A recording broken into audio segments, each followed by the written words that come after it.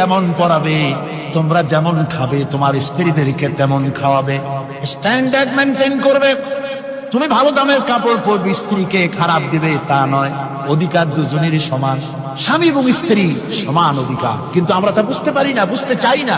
আমরা অনেকে মনে করেছি বিয়ে যখন করছি তখন আমি তো নওয়াবজাদা নসরুল্লাহ খান আর বউ তো কেনা দাসী না। সে কিন্তু দাসী না, তার মর্যাদা আছে, তার সম্মান আছে। তার সম্মান আপনাকে দিতে হবে। রাসূলুল্লাহ দিয়েছে, আপনাকেও দিতে হবে। রান্না বান্না হতে দেরি হয়, কত গালাগালি শুনতে হয় নারীকে।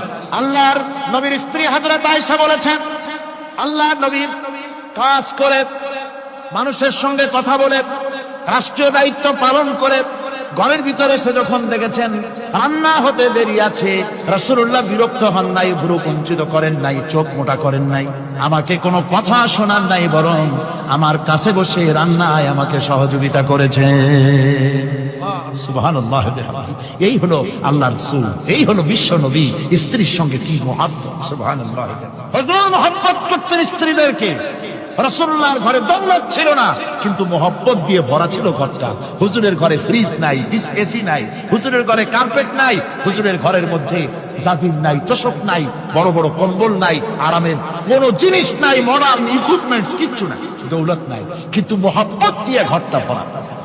হযরত আয়েশা বলেছেন, আমি পানি পান করে, যখন আমি পানি পান করে গ্লাস রেখে দিতাম, আল্লাহর নবী তখন গ্লাসের সেই জায়গায় ঠোঁট লাগাতেন যেখানে আমি ঠোঁট লাগাইয়া পানি পান করেছি। আমি গোশত চিবোতাম, রাসূলুল্লাহ আমার হাত থেকে গোশত টুকরা নিয়া সেই জায়গায় চিবোতেন যেখানে আমি চিবোয়েছি। সুবহানাল্লাহ। আমার ভাইরা, রাসূল তার স্ত্রীদেরকে মহব্বত করতেন, স্ত্রীরাও রাসূলকে মহব্বত করতেন দারুণ ভাবে। একবার হযরত আয়েশা সিদ্দিকা রাদিয়াল্লাহু তাআলা আনহা হুজুরকে গোসল করাতেছিলেন, মাথার উপরে পানি ঢালতেছেন, হুজুর একটা চৌকির উপরে বা একটা তক্তার উপরে বসা আছে। গোসলের পানির ভিতরে রাসূলুল্লাহ দেখতে পেলেন রক্তের মতো কি যেন প্রবাহিত হয়ে যাচ্ছে। হুজুর জিজ্ঞেস করেন, আয়েশা রে, পানির ভিতরে রক্তের মতো কি দেখা যায়? হযরত আয়েশা বলেন, হুজুর আপনি যখন বসেছিলেন অসতর্ক মুহূর্তে তক্তার নিচে আমার একটা আঙ্গুল পড়েছিল পায়ে, আঙ্গুলটা ফেটে বোধহয় রক্ত বেরোতেছে। রাসূলুল্লাহ তাড়াতাড়ি করে উঠলেন আর ওই আঙ্গুলকে ব্যান্ডেজ করে দিলেন। রাসূলুল্লাহ বললেন, আয়েশা রে, আঙ্গুল ফেটে গেছে, একটু আহাহু পর্যন্ত করলে না, এতক্ষণ তুমি কষ্ট করলে কেন? হযরত আয়েশা বলেন, ইয়া রাসূলুল্লাহ, ওটা তো একটা পায়ের আঙ্গুল। আয়েশার কলিজাটা ফেটে যদি রক্ত বেরোতো, রাসূলুল্লাহকে উঠতে বলতে আমি পারতাম না।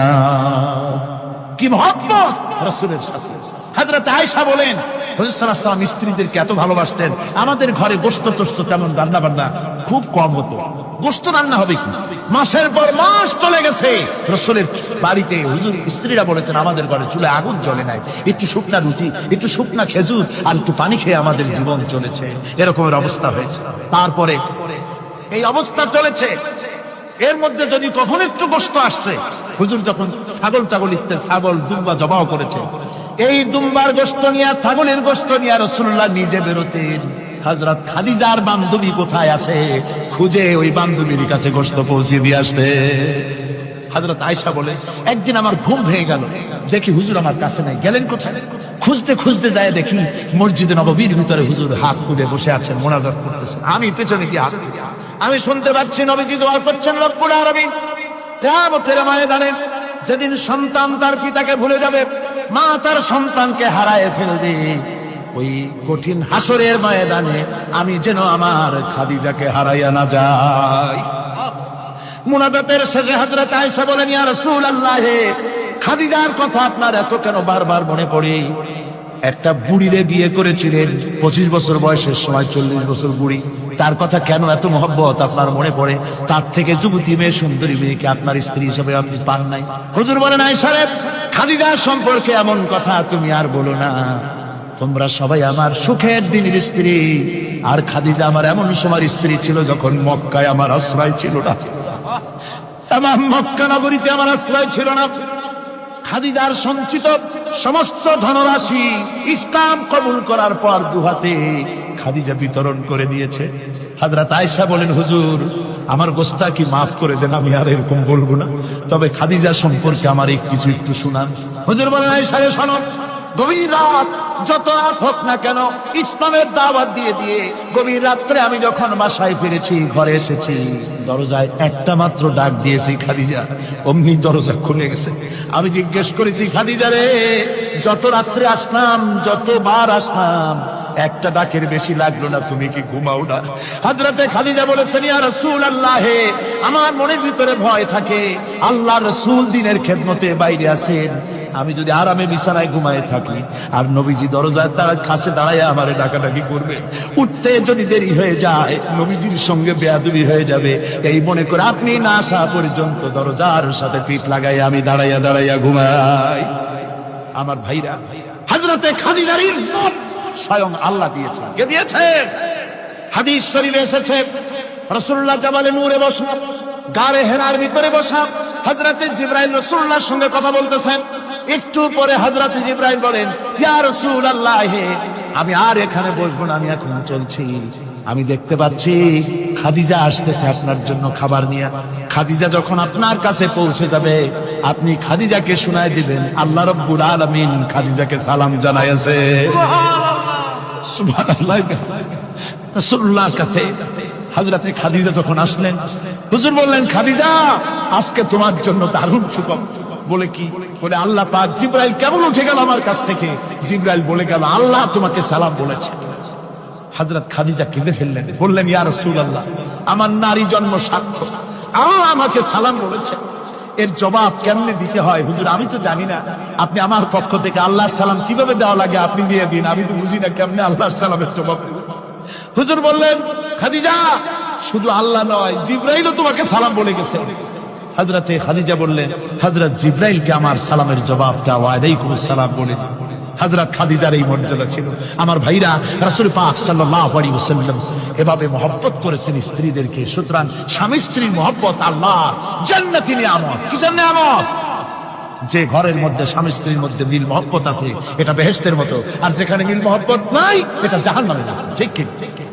সুতরাং মহব্বত করুন, বেশি বেশি স্যাক্রিফাইস করুন, বেশি বেশি স্যাক্রিফাইস। নারীদের ব্যাপারে বলা হয়েছে, পুরুষকে বলা হয়েছে অধিকার আদায় করো, সব ব্যাপারে সমান অধিকার, কিন্তু নারীকে একটা ব্যাপারে বলা হয়েছে, নারী শোনো, পুরুষের মর্যাদা তোমার চাইতে আল্লাহ রাব্বুল আলামিন বেশি দিয়েছেন। আর রিজালু কাওয়ামুনা আলান নিসা, নারীদের উপরে পুরুষের প্রাধান্য আল্লাহ পাক দান করেছেন। একজন সাহাবী বলেছিলেন, ইয়া রাসূলুল্লাহ, জংলি উট দেখলাম আপনার পায়ের উপরে সিজদায় পড়ে গেল, আপনি যদি আমাদেরকে অনুমতি দিতেন না, আপনাকে আমরা সিজদা করতাম। আল্লাহ নবী বললেন, মানুষ মানুষকে সিজদা করা, এ পারমিশন যদি আমি দিতাম, তাহলে দুনিয়ার সমস্ত স্ত্রীদেরকে বলতাম তারা যেন তাদের স্বামীকে সিজদা দেয়। স্বামীর মর্যাদা এখানে বেশি। সুতরাং অধিকার সমান, কোনো সন্দেহ নাই, কিন্তু স্বামীর একটা আলাদা মর্যাদা আছে, সেই সম্মানও তাকে দিতে হবে। এরপরে এই সমান অধিকারের ভিত্তিতে স্বামী স্ত্রী চলতে থাকে, মাঝখানে আল্লাহ পাক তাদেরকে সন্তান দান করেন। আল্লাহ তাদেরকে, নারীকে লেখাপড়ার অধিকার দিয়েছেন, ইসলাম তাকে লেখাপড়ার অধিকার দিয়েছে, শিক্ষার অধিকার দিয়েছে। হযরত আয়েশা সিদ্দিকা রাদিয়াল্লাহু তাআলা আনহা শিক্ষয়িত্রী ছিলেন, হাফেজা ছিলেন, হাদিসের হাফেজা ছিলেন, কোরআনের হাফেজা ছিলেন, হাজার হাজার সাহাবায়ে কেরামদের তিনি ওস্তাদ ছিলেন। সুবহানাল্লাহ।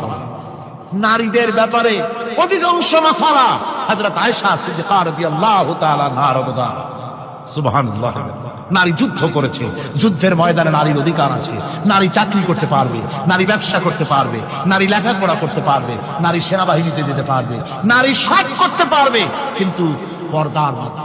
জনৈক সাহাবী ইসলাম গ্রহণ করার পরও রাসূলুল্লাহ সাল্লাল্লাহু আলাইহি ওয়াসাল্লামের কাছে অনুশোচনা করছিলেন তার কন্যা সন্তান নিজ হাতে হত্যা করার জন্য।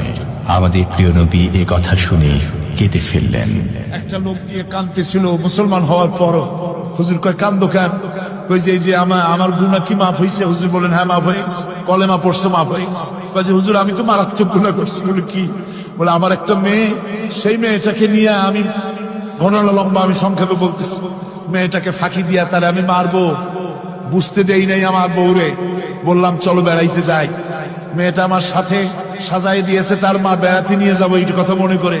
মেয়েটা কদ্দূর যায়, আবার আব্বা আব্বা বলে আমার দিকে ফিরে আসে, আবার পিছনে থাকে, আবার আব্বা আব্বা বলে জড়ায় ধরে। এইভাবে করতে করতে যখন নির্জন এলাকায় গেলাম, আমি পাহাড়ের পাশে গর্ত খোঁড়া আরম্ভ করলাম, গর্ত খুঁজি আর মাটি ছিটে এসে আমার দাড়িতে লাগে। বাচ্চা মেয়েটা আমার কাছে এসে দাড়ি দিয়ে ধুল ছাড়ায় দেয়, কয় আব্বা তোমার দাড়িতে ধুল লাগতেছে, তুমি এই কষ্ট করতেছো কেন?